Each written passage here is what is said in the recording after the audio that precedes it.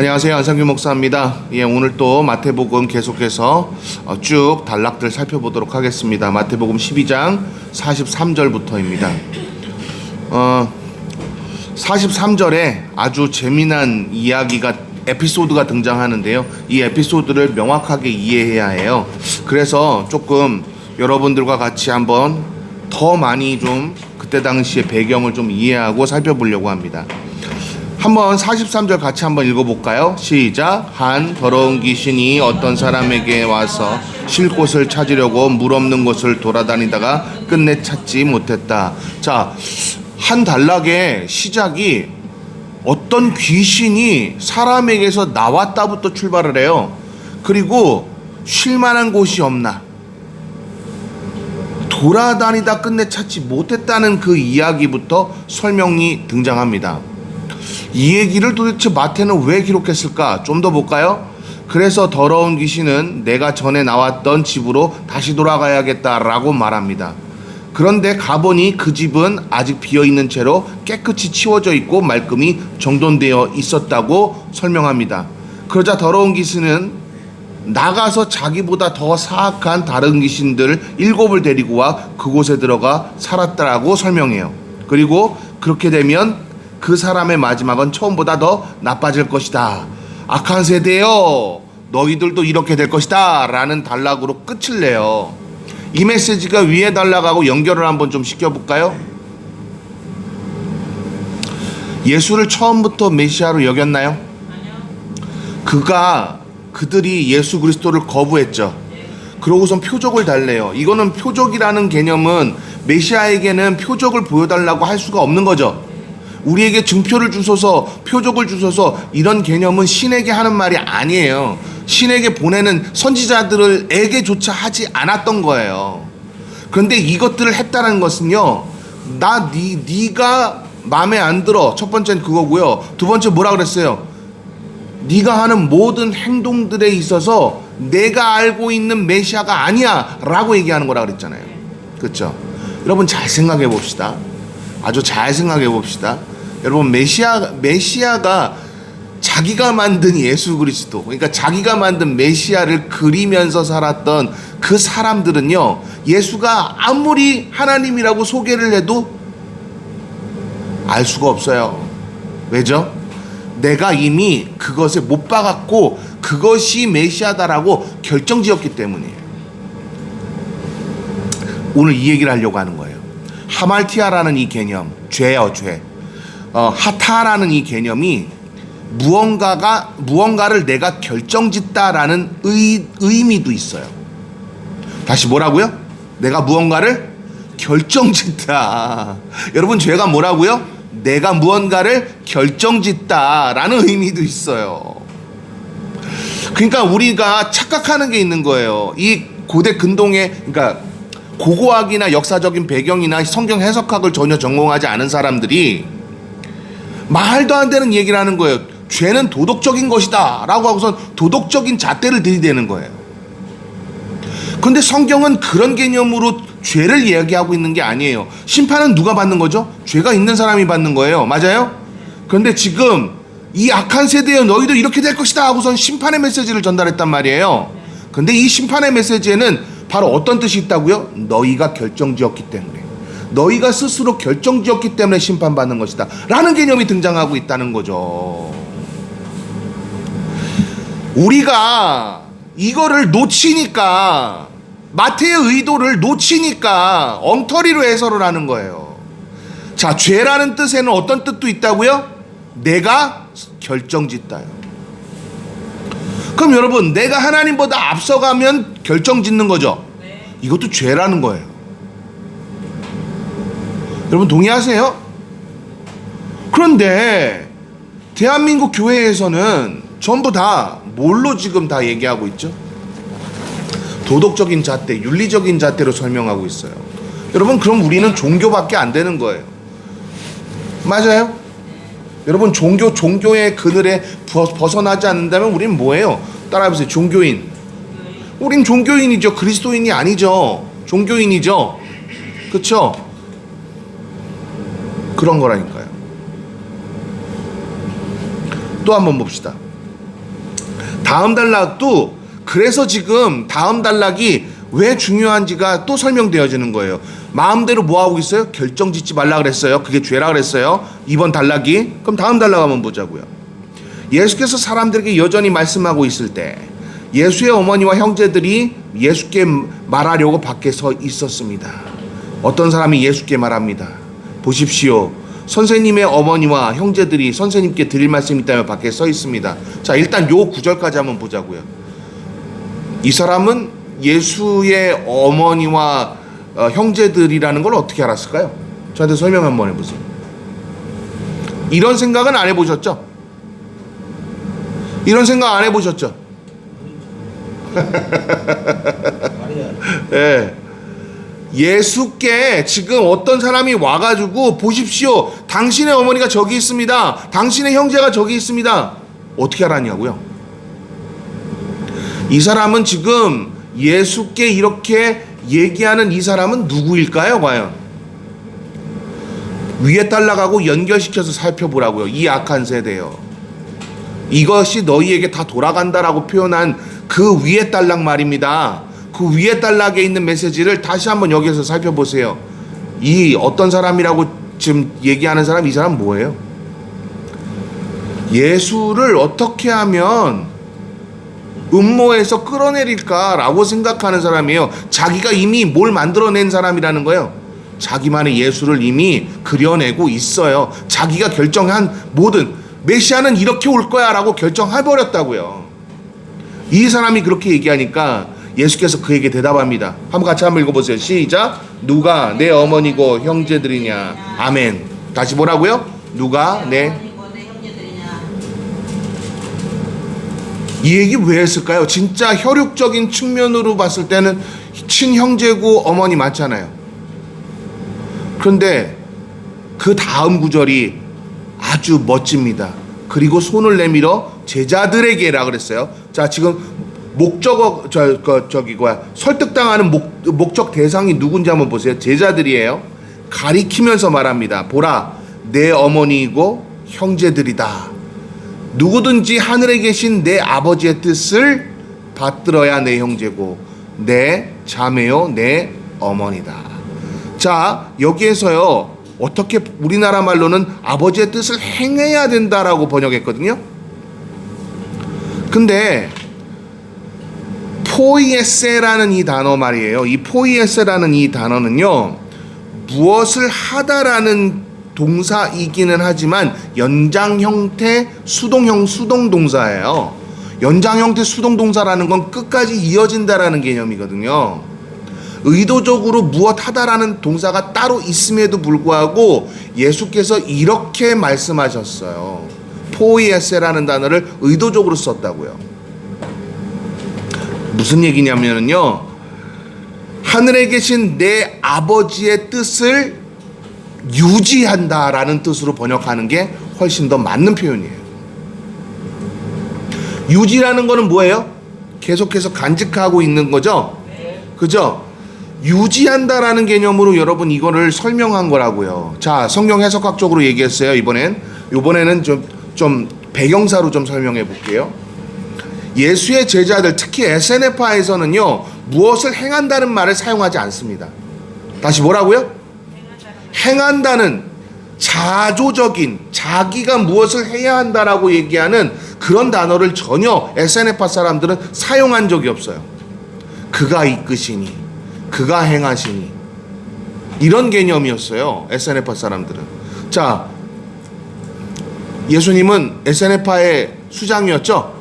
세례자 요한을 대신해서 수장이 되신 분이었죠.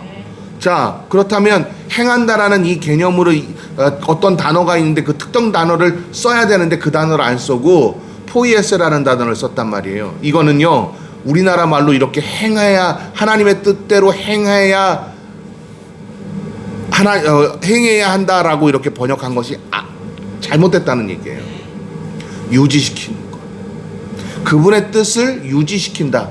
그런 것은 결국 받들어 매신다라는 뜻이에요. 그분의 뜻 아니면 다른 것은 무엇 안에 두지 않겠다는 개념이란 말이에요. 그런데 우리는 이런 생각을 해요. 그리스도인은 행하는 사람이다. 아니에요. 그리스도인은 행하는 사람이 아니에요.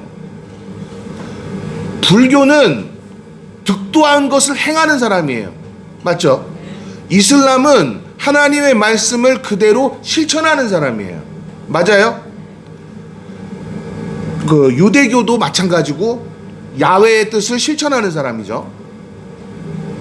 크리스찬은요, 자, 그리스도인은요, 하나님의 말씀을 실천하는 사람이 아니라 하나님의 말씀을 믿고 그 믿음으로 따라가는 사람이에요. 달라요.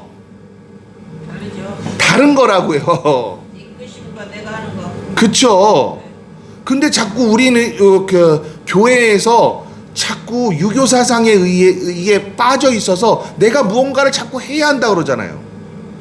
우리 교회에 있었던 사람들 기도시켜 보면 다 어땠어요? 제가 아무리 가르쳐도, 칼빈의 기독교 강요 가르쳐도, 아무리 성경 해석학자인데 내가 아무리 가르쳐줘도 말 들어 쳐먹어요?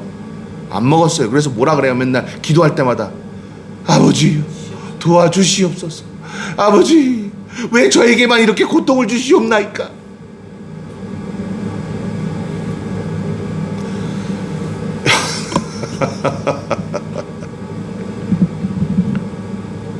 고통을 주신답니다, 하나님께서. 여러분, 고통은 하나님께서 주시는 게 아니에요. 훈련은 주실지 몰라요. 근데 그 훈련 때문에 내가 힘들어한다? 크리스찬이 아니에요. 그리스도인이 아니에요. 훈련을 주셨다면 이것 때문에 곤경에 처하거나 어려움을 겪을 수는 있어요. 그런 어려움 속에서도 하나님이 어떻게 이끌어 가시는지를 신뢰하기만 한다면 우리의 삶은 고통이 아니라 찬란해요. 행복해요. 기쁨이 넘쳐요. 여러분 그렇지 않나요?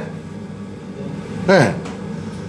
근데 여러분 삶이 자꾸 고통적이라고, 고통에 빠져 있다고 착각하는 거예요. 왜? 내가 하나님을 잘 믿고 있는 것처럼 착각하기 때문이에요. 하나님을 믿는다 하면서 자기가 무언가를 하려고 하는 사람들 있잖아요. 이건 종교인인 거예요. 내가 하는 것이 아니라 그분이 이끄심을 믿고 그분이 이끌어 가시는 대로 우리는 뭐 하는 거예요? 맡기는 자들이에요. 그래서 우리를 그리스도인이라고 부르는 거예요. 종교인이라고 부르지 않고. 동의하세요? 종교는 내가 무언가 행해야 되는 거죠. 그런데 우리 하나님을 섬기는 사람들은 종교가 아니라고요. 내가 무언가를 하는 것이 아니라 그분의 섭리를 믿고 따라가는 거예요. 그래서 제자들을 가리키면서 말하면서 뭐라고 말씀하셔요? 하나님의 뜻을 받드는 자가 내 어머니라서요. 수진아, 아빠가 하나님의 뜻을 안 받아들이잖아? 그러면 안상규 씨, 그래, 그렇게 얘기하는 거야. 알겠니? 수연아, 만약에 엄마가 하나님의 뜻을 안 받들고 살잖아? 그러면 네가 그러는 거야. 헤이 김씨, 그래 버려. 장로님이 만약에 하나님의 뜻을 안 받들고 미쳐갖고 막 살아. 그러면 너 뭐라 그래야 돼? 수연아? 말 못하겠지. 말 못. 근데 명확하게 이해하라고요. 그리스도인이 아닌 사람들은 내 가족이 아니에요. 그거를 예수께서 명확하게 다지면서 말씀하고 있다는 거죠. 자, 고대 근동사회 이야기를 조금 더 한번 해볼게요. SNF파 이야기를 제가 이제 그때 다 못했는데요. 하스모니아 왕조, 그러니까 반란 마카비 왕조가 로마의 반기를 들고 나라를 세웠어요. 그러고선 걔네들이 뭐라고 불렀냐면 마카비 왕조라고 불렀어요. 하스모니아, 자기 할아버지의 이름을 따서 하스모니아 왕국이라고 불렀어요. 그래서 유대 땅에 뭐가 세워졌어요? 하스모니아 왕국이 세워졌어요. 그래 놓고서는 자기가 하나님을 온전하게 섬기겠다고 마카비가 다짐했어요. 그런데 하나님을 섬긴다 하면서 자꾸 물질과 연결이 되는 거예요. 하나님을 함께 한다고 하면서 자꾸 하나님을 의지하기보다는 세상을 자꾸 의지하는 일들이 계속해서 벌어지게 됩니다. 자세한 내용 제가 다 설명하면 시간 때문에 안 되니까 제가 간단하게 설명하는 거예요. 그래서 마카비아 왕국이 타락해요. 타락의 근본적인 원인은 뭐라고요? 아까 우리 봤잖아. 죄라는 뜻이 무슨 뜻이라 그랬어요? 내가 그렇죠. 내가 결정짓다라는 뜻이잖아요. 여러분, 하스모니아에서 하나님을 믿는다고 얘기하면서도 계속해서 자기네들이 하나님의 뜻을 거부하고 자기 스스로 결정짓는 일들이 계속 벌어져요. 그러다 보니까 안 되겠다. 경건함으로 다시 돌아가자. 라고 해서 바리세파라는 세력이 페리스라는 세력이 생겨요. 페리스라는 그 세력이 생긴다고요. 그리고 제사장들은 또 거기에서 나름대로 파리스라는 세력이 자꾸 막 그 허세를 부리고 뭐하고 하니까, 그래 니네는 율법만 지키고 뭐 그렇게 한다고, 알았어 해봐. 그럼 우리는 우리 나름대로 세력을 가져볼게 하고서는 세두스라는, 그러니까 사독이라고 하는 그 제사장 계열의 제사장들이 합쳐서 사독이라고 하는 세력을 만들어요. 이때 이 두 공동체 중에 바리새파에서도 너무 형식적이고 이상하게 마치 자기가 뭔가를 만들어내서 하는 것처럼 막 우상숭배처럼 막 이렇게 되어버리는, 율법이 그렇게 되어버리는 것들을 깨달은 존재들이, 이게 세상에 노출이 되면 타락하는구나 라는 걸 깨달은 존재들이 생기게 돼요. 그래서 그들은 안 되겠다, 하스모니아 왕국을 탈출해야 되겠다. 그래서 하스모니아 왕국을 탈출을 해서요, 광야라는 곳에 들어가요. 미디안 광야에 들어가요. 이 세력을 그래서 히브리어로 에센느라는 단어를 써요. 이 에센느가 뭐냐면 금욕이라는 뜻이에요. 욕심을, 우리나라 말로는 금욕하면 욕심을 억제하다 이런 뜻이잖아요. 근데 히브리권 문화로 번역해야죠. 금욕주의라고 번역하는 건 정말 잘못된 거고요. 금욕이라는 개념이 이런 뜻이에요. 욕심을 하나님께서 가져가셨다라고 믿는 자들이에요. 그들이 바로 에센느였어요. 그러니까 모든 것이 결정권이 다 누구에게 있도록 훈련받게 돼요. 이 사람들은 하나님이에요. 그래서 에세네파라는 파라고 불려지던 이 세력이 하나님만 의지하는 삶을 살아요. 그래, 내가 광야에서도 하나님의 뜻을 받들어서 살면 하나님께서 반드시 성공하게 하실 거야. 믿은 거예요. 그러니까 약 140년의 세월 동안 이 에세네파가 사라지네라는 걸 경험해요. 사라지네? 되네? 세상과 단절해도 사라지는데? 행복한데? 너무 기쁜데? 하나님의 말씀 안에서 내가 뭔가 되네? 이거를 세상에 전달해야 되겠다 하고서는 세상에 전달하기 시작해요. 그게 바로 뭐였냐면 요단강에서 많은 이들을 회심하게 해서 침례를 받게 하는 거였어요. 물에 들어갔다가 다시 나오게 하는 의식으로서 나는 세상으로 죽고 하나님으로부터 다시 태어났다라고 주장하는 거였어요. 근데 이들이 엄청나게 탄압을 받아요. 처음에는요. 기록에 보면 경건한 무리들이, 그러니까 로마의 관점에서 본 거예요. 로마의 관점에서 제가 역사가 누구라고 또 얘기하면 막 이렇게 또 하니까 또 역사가 누가 뭐 어떻게 했고 저렇게 했고 이런 얘기는 안 할게요. 결국 핍박을 받는데 그것을 어떻게 기록했냐면, 경건한 무리라고 여겨지는 그들이 유대인들의 기득권 세력에 의하여 수많은 매질과 수많은 고엘의 모든 것들을 거부당했다. 고엘이 실행되지 않았던 거예요. 그러니까 여러분, 갈릴리 이 서쪽 있잖아요. 여기가 왜 사람들이 다 죽어가고 병들고 그런 사람들로만 가득 찼는지가 이제 이해가 되죠. 여기가 어디 주로 어떤 무대였냐면 에세네파 사람들이 선교하는 주 무대였어요.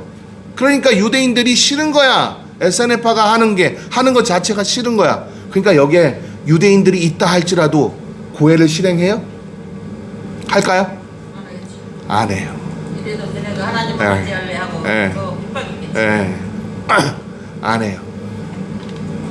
근데 정말 놀라운 사실은 세례자 요한 시절 뭐 또 기록이 또 있는데요. 세례자 요한이 요단강에 있을 때 수많은 가버나움이나 갈릴리 지역에 있던 많은 이들이 내려와서 요단강에서 세례를 받고 광야로 들어가길 희망했다는 거예요.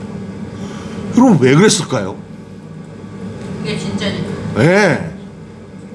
그것도 그런 이유도 있지만 기록자가 그 역사를 기록한 그 로마의 입장에서 기록한 사람이거든요. 세례자 요한이 전달하는 메시지는 아주 간단했다고 설명해요.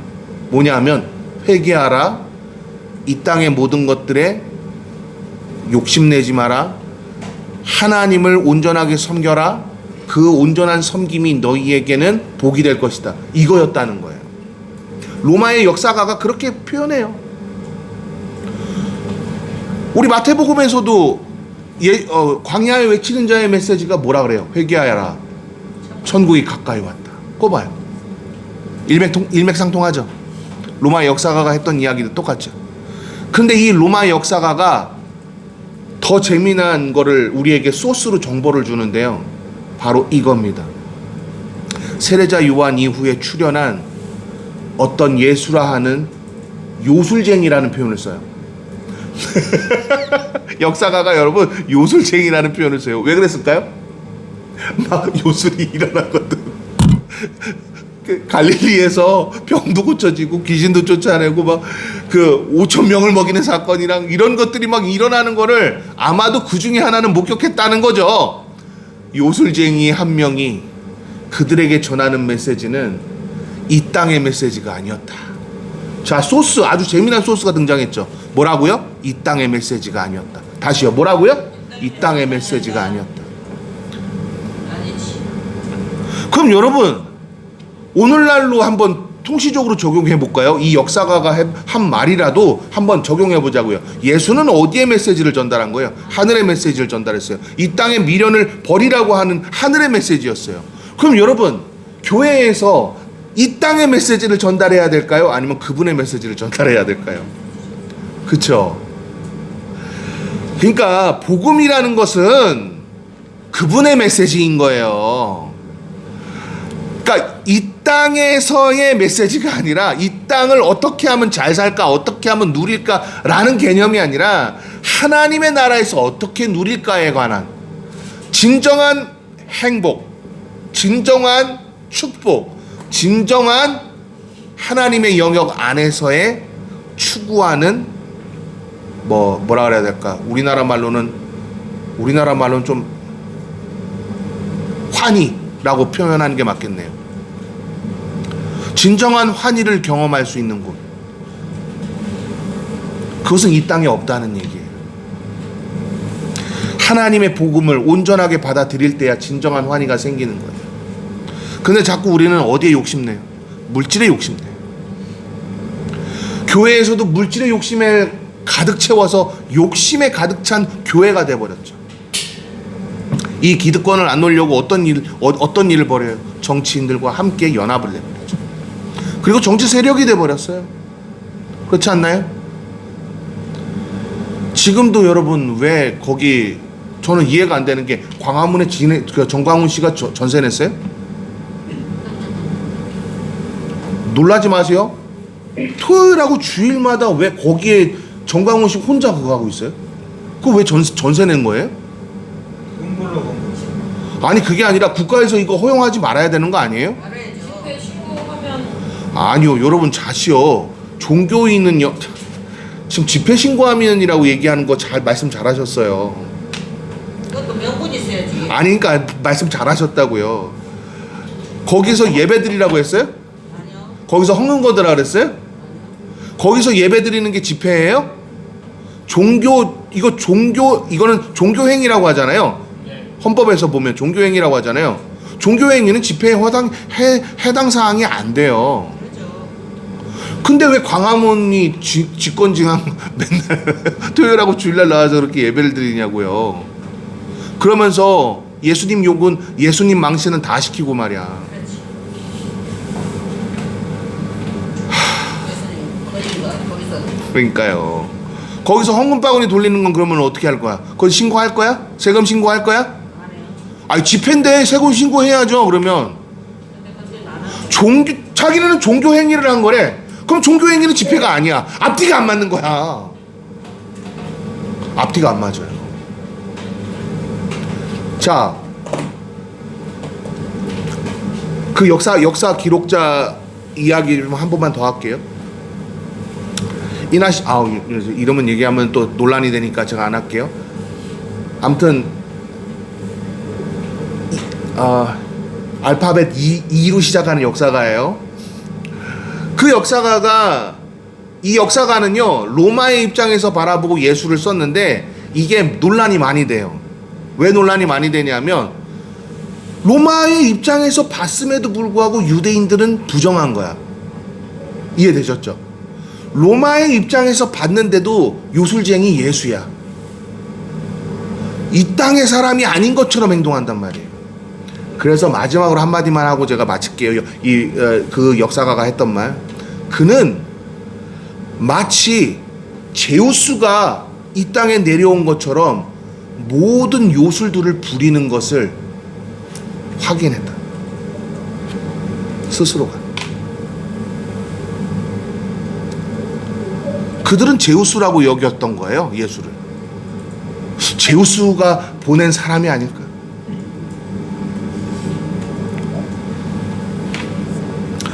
자, 이 땅에서의 것을 추구하는 것은 고통밖에 없어요. 하나님의 우리가 복음이라는 것은 그분의 말씀인 거잖아요. 그분이 사고한 개념이잖아요. 이 역사가가 하잖아요. 이 알파벳 E로 시작되는 그 역사가가 한 말 그대로 얘기하면 그의 메시지는 이 땅의 것이 아니었다 해요. 여러분 이 땅의 것을 배우시려면 교회 오지 말고 학교 가세요. 불교 가세요. 제우스한테 비교한 거는 아니지. 아니죠. 그 사람은 로마 입장에서 쓴 거니까. 지네가 만들어낸 그러니까요. 로마 입장에서. 뭐를 병을 고쳤겠어요. 그러니까요. 로마 입장에서 쓴 거니까 그건 어쩔 수 없어요. 그런데 이 사람이 유대인들을 딱 부정하다라고 이미 낙인을 찍어버렸잖아요. 왜냐하면 유대인들의 메시지는 하늘의 메시지, 즉 이 땅의 메시지가 아니어야 하는데 이 땅의 메시지였다는 거죠.